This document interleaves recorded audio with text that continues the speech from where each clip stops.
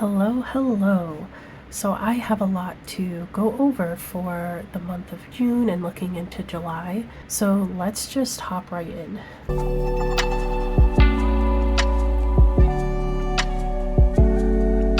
The first thing that I want to talk about are some practice reflections. And I found that the beginning of June and then the end of June were periods of higher usage within my practice versus the middle. And that's because in the middle of June, my daughter came down with a very late, unusually late season flu. And my partner and I also ended up getting it as well, as you can probably hear from my voice. My daughter is all better now, but I am definitely still on the mend, and that took a lot of care and energy to move through, especially as she was trying to wrap up her final days of kindergarten. I was very fearful that she wouldn't be able to participate in field day and just the last bits of school days where she could say goodbye to her teacher and her friends. Fortunately, it did time out just right so that she was healed and all better to be able to participate in those things. I just felt like it was a very important time for her. She might not realize it yet, but I do as an adult. So I wanted to have her to have like a good finish to the end of the year. If you're interested in reading more about the experience of kindergarten and saying goodbye, I wrote a Substack blog about it that is free for everyone to read, so I'll leave the link to that in the description below under resources. Now let's move on to the cards of the month with a larger focus on the Oracle card. So for June we had Emanate, and then the moon was the tarot card that matched. So I have to be very honest in that the darkness that this card speaks about took over the light.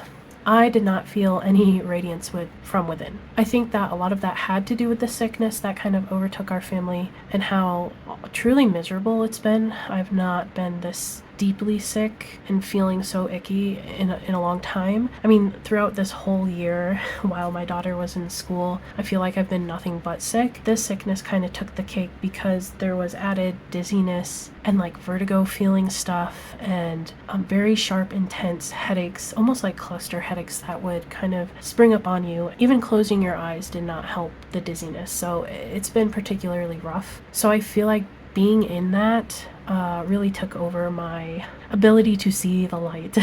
There were definitely more questions than answers this month, as the moon kind of indicated there might be. And I spoke a lot about this in my final thoughts here, about how tough June was. There was a lot going on, even in the middle of the sickness. We also had school wrapping up, as I mentioned. My sister's bridal shower was this month. And then we hit an unprecedented heat wave here in the Northeast that's kind of been unrelenting and unyielding, and it's made life kind of uncomfortable. I am not a summer person, as you may know, so the heat really kind of bothers me. The question that I left here, because I'm still feeling, I don't want to say on the negative side, but I'm just feeling, I don't know how to describe it. I'm just in a funk, I guess. And the question I left here is, what can I learn from an ignored message? Because ultimately, June and the message of Emanate kind of was ignored and lost in all the happenings of life. And it kind of bothers me because I try to be as intentional as possible, and sometimes it's just not possible. And I don't know, what do you guys do when that happens? I feel like sometimes life happens so quickly in the day-to-day that it's really hard to be intentional or catch up or remember that you're supposed to be being intentional. So I really struggled with that this month.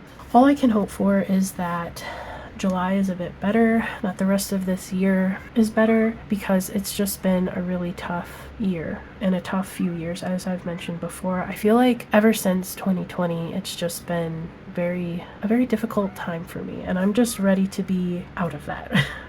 Okay, speaking of July, let's go ahead and see exactly what it has in store by drawing July's card of the month.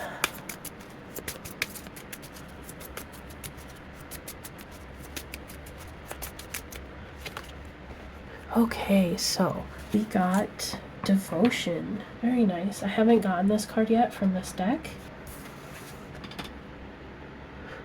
Wholehearted in presence, in service to higher love. Ooh, I really like that.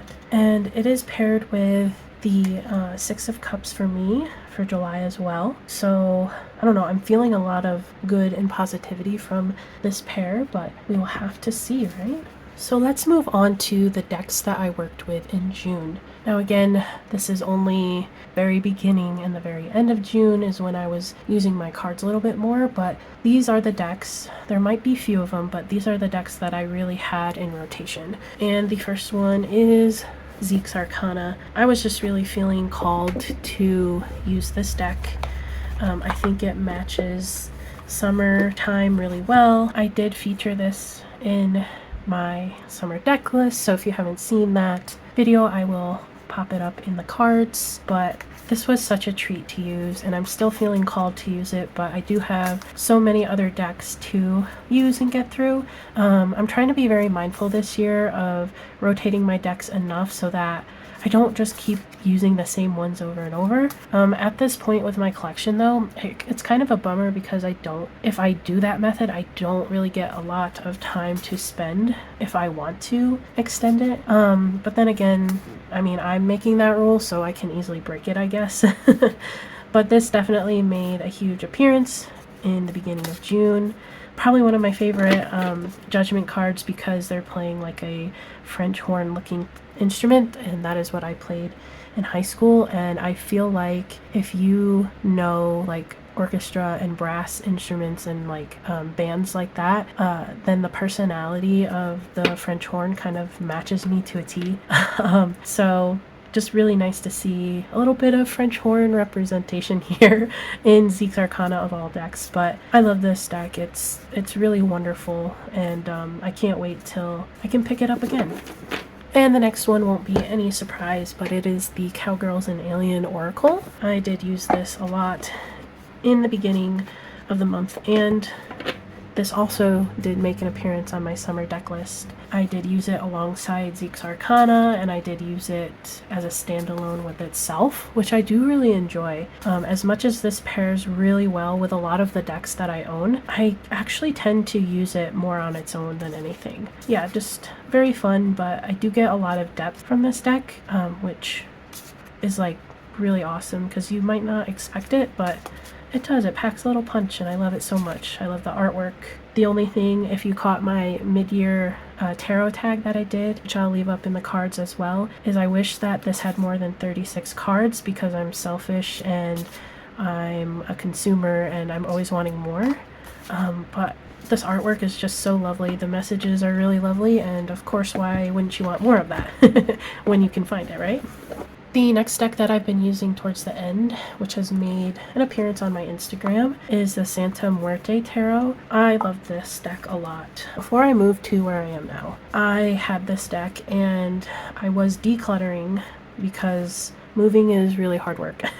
And this was one of the decks that I decluttered, and I really sorely missed it from my collection. So I ended up buying just a secondhand copy from a resale, and I'm really glad I did because there's no other deck quite like this one. It is a little bit quirky, not only in its artwork, but I find that the messages are like a little bit different. You could still read it as an RWS for sure, but it kind of takes its own little path. And I think maybe that was not intimidating to me as a beginner when I had this the first time, but I do definitely think that it going its own little way is better matched, I think, for me now in my practice and the experience that I've had. So when this came back into my collection, I don't know, it was just like seeing a friend after a long time, and I've really been enjoying using this deck this month.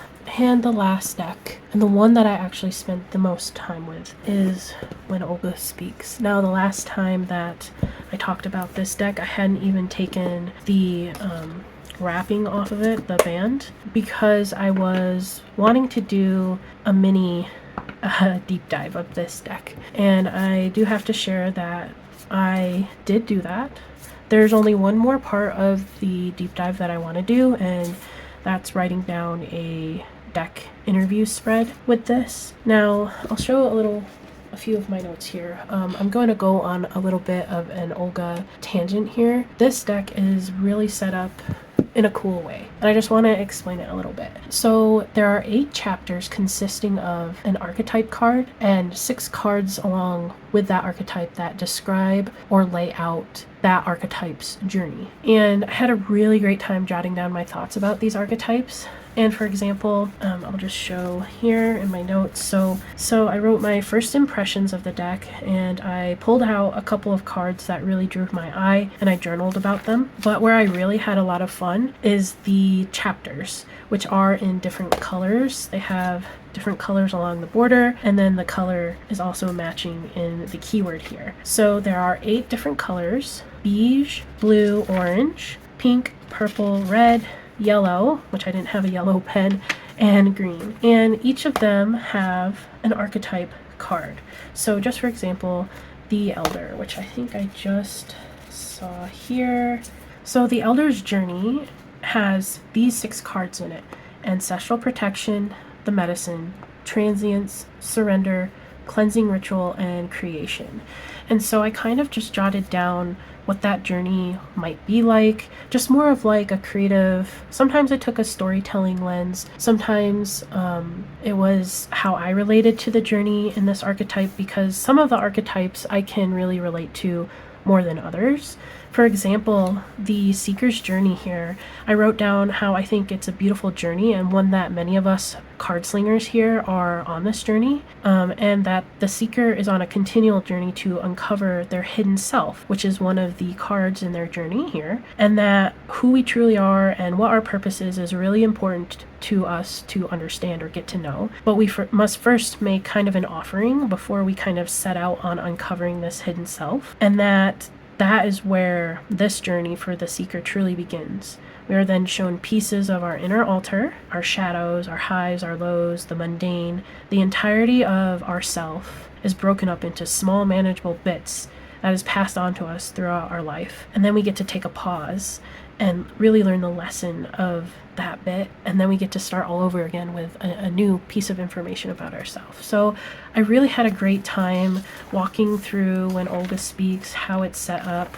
And then I did a spread from the book, which was really great. I loved doing that. Each archetype comes in the guidebook with a little spread that you can do with that archetype. So I chose the Protector just because I felt like it was relevant to my life right now, and I always like to match that up. And then as I was going through the different colors, I did notice that some of the archetypes and the matching cards that go along with it really matched up to some of the tarot cards. So yeah, for example, the Sword Suit and the Strategist is the archetype, really matched up with like the Sword Suit. And I did like a mini exploration on that, and I drew some cards in comparison. I drew a sword card for every archetype journey in the Strategist journey, and it was a lot of fun.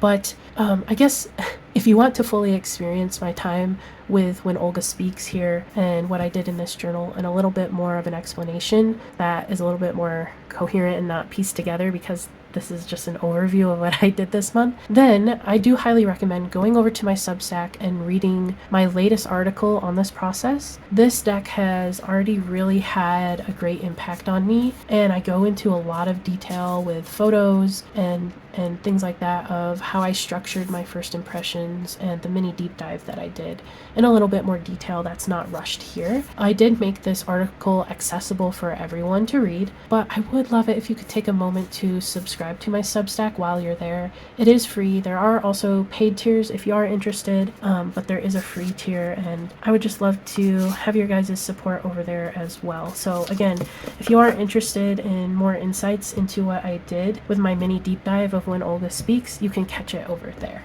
Okay, now I want to talk about the decks that I'm feeling called to work with in July. And the first two I'm not going to take out of their packaging just because I just featured them. But Santa Muerte and When Olga Speaks, I'm still feeling very much attached to using these two, so I will continue to do so. I would actually really love to pair these together. I really think that Olga and Santa Muerte, I don't know, I just feel like they would be really good friends, so I kind of want to try that pairing out and see how it goes. And then the next deck that I would really like to use is Tarot del Fuego. Of course, by the time I actually use this deck, watch the weather will change and be on the colder side for summer. But just with the heat wave going on outside, I kind of feel like this little deck matches that really, really well. Yeah, I just want to give it a go because I don't always match the seasonality of like the weather with my decks, but I just want to see, sometimes I do, and I'm just really feeling called to try and do that with this deck. So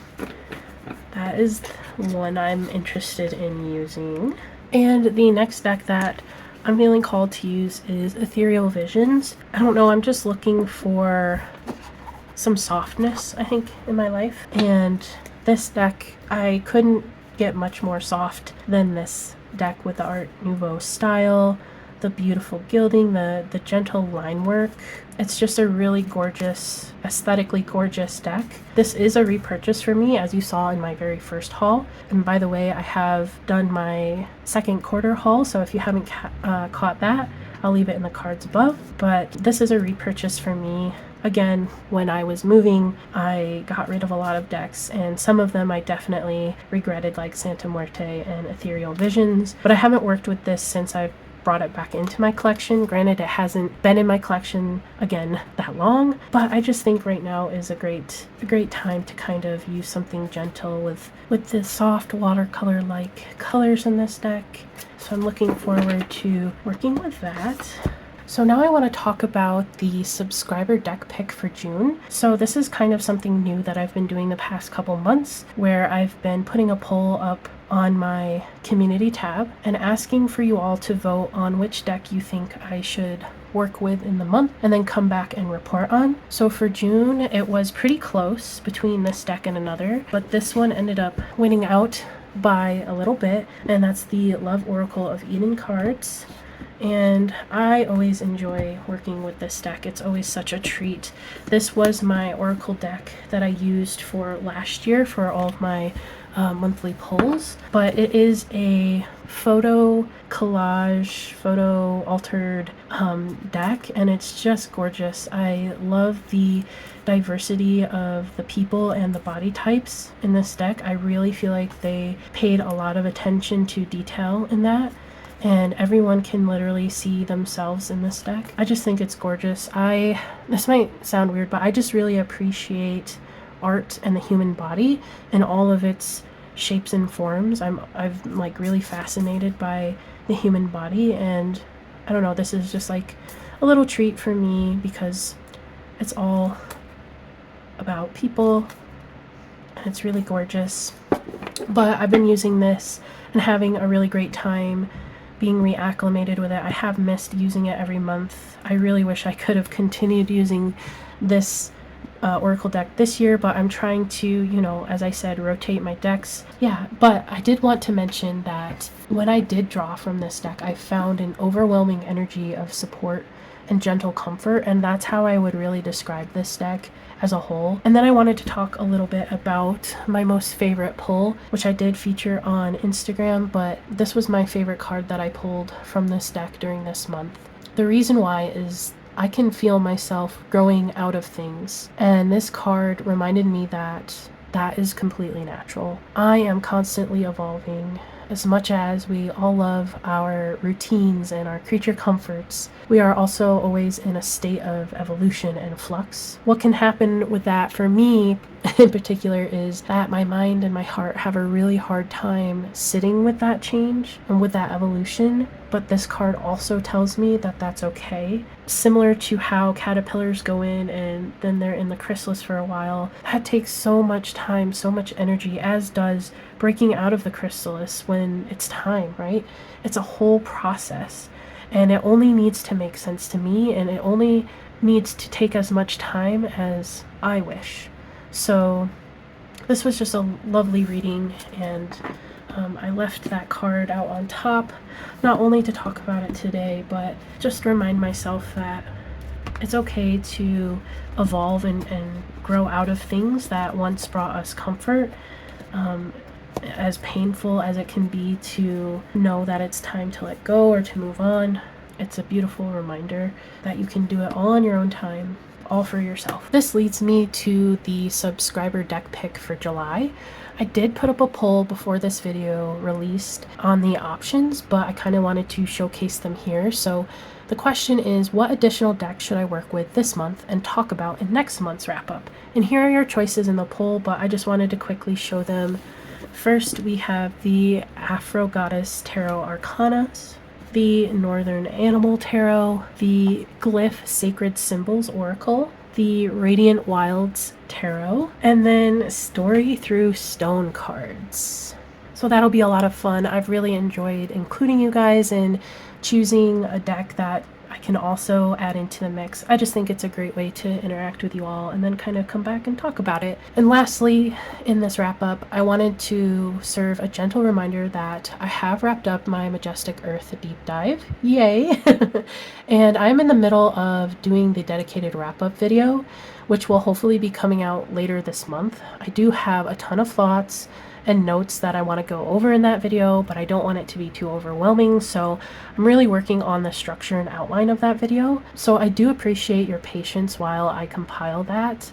And I have also put some thought into my next deep dive, which is with Taroki by Mr. Freiborg, which is a Marseille style deck. And I do think that ultimately that is going to be a shorter deep dive than 5 months, but it will still be a substantial study. But I'm sure I'll speak a little bit more about that in the wrap up video for Majestic Earth. As I continue to put more thought into that. So that was my month of June, guys. How was your month? I would really love to hear about it in the comments below. Don't forget to go cast your vote in the subscribers choice deck for the month of July. And until next time, see you around.